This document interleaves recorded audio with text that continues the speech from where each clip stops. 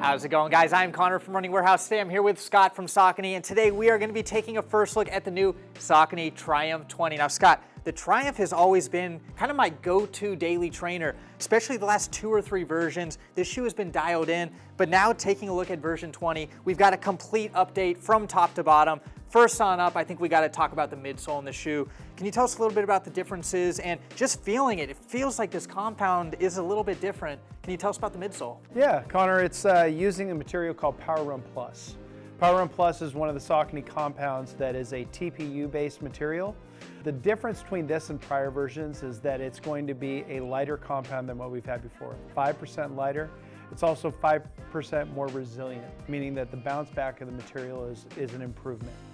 That's interesting, because I think when I first looked at this shoe, I saw the Power Run Plus. I figured probably going to be very similar to the last 2 versions. But when I got it on foot, it feels lighter, it feels more responsive, it even feels a little bit softer. It feels like a much more fun shoe. I wouldn't say it's quite to the feel of a Power Run PB, but it almost kind of gave me a feel of that just because of how springy and fun it feels on foot. Sure. Would you agree? Have you tried this shoe out at all? I have. I've had it on foot. The other big variable I would say is that the stack height, we've actually lifted the stack height. So there's more underfoot, more cushioning, more of a premium feel. So historically, the stack heights on the Triumph have been an 8mm offset and have been 34.5 in the heel and 24.5 in the forefoot.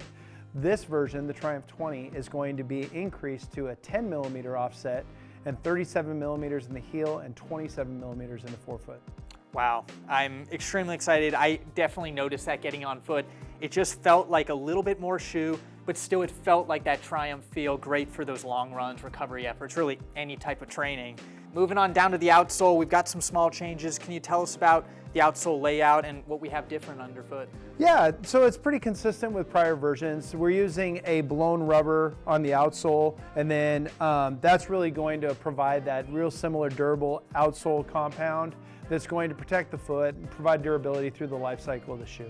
Yeah, I think the last couple versions of this shoe, since they have been such favorites of mine, I've probably put a little bit too much miles, maybe 400, 500 miles, no problem. I feel like the Triumph's always been a tank for those just long miles on the road.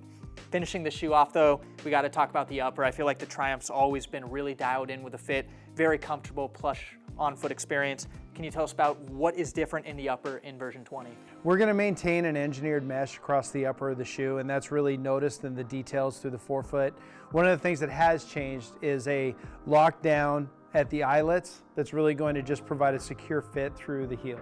You know, I can't wait to get the Triumph 20 on my feet. It's always been a staple in my daily training lineup. It's highly cushioned, it's lightweight, even lighter than past versions. I think it's about an ounce lighter, so it just feels faster on foot, but you still get that plush, comfortable experience. I think the real question is, if people want to get this shoe on their feet, when can they have it? They have to wait a little bit of time, but it is going to come out the summer of 2022. Perfect. Well, if you're looking to get the Triumph 20 on your feet, you can get it here at runningwarehouse.com.